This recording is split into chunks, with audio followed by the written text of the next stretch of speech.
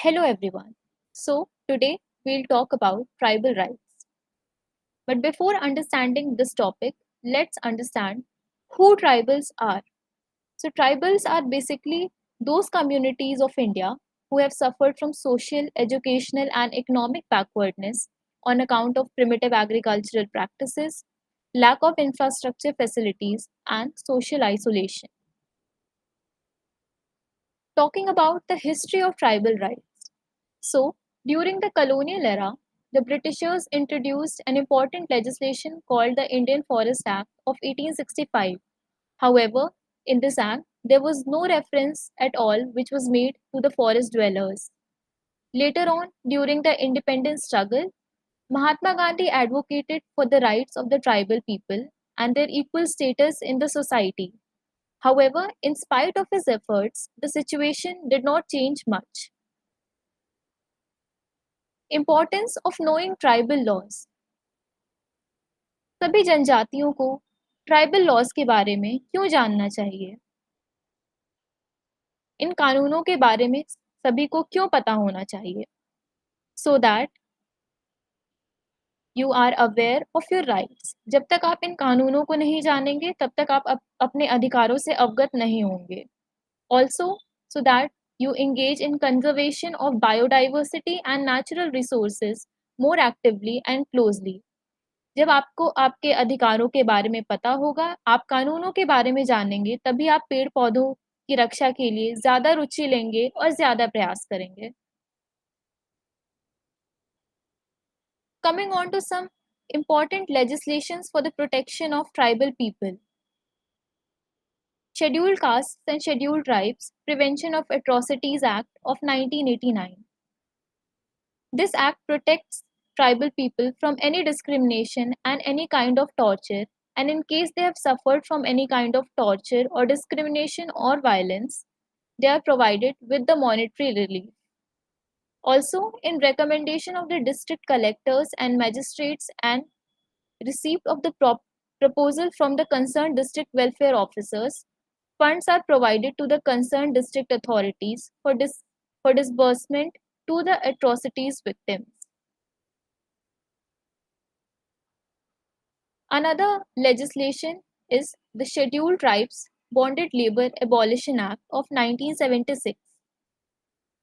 This act protects tribal people from bonded labor and other practices where less money is given to them for their work. Rights of forest dwellers vice forests. Now, the Forest Rights Act of 2006 was the first act which established the relationship of the tribal people with the forests. So, the Scheduled Tribes and other traditional forest dwellers Recognition of Forest Rights Act of 2006 is also known as the Forest Rights Act of 2006. This act provides for some general rights, such as the right to forest resources, some individual rights, such as right to self-cultivation and habitation, some community rights, such as grazing and fishing, recognition of traditional and customary rights, and the right to protect and regenerate and conserve or manage community and forest resources. This act also provides for some distinct rights. Some distinct rights are right to allocation of forest land for developmental purposes to fulfill basic infrastructural needs of the community. Also, this act says that if on certain scientific grounds the eviction of the tribal people is required, then that can be done only after proper rehabilitation and settlement. Under this act, the Gram Sabha is also a highly empowered body enabling the tribal population to have a decisive say in the determination of local policies and schemes impacting them. This scheme is being reviewed at subdivisional level, district level, state headquarters in a regular manner to ensure expeditious implementation. Now, talking about some of the important schemes which are at present going on in Odisha. The first one is Anvesha scheme. This scheme was launched in the year 2015. It provides for quality education to scheduled caste and scheduled tribe students in partnership with urban educational institutions. At present, the scheme is implemented in 17 districts.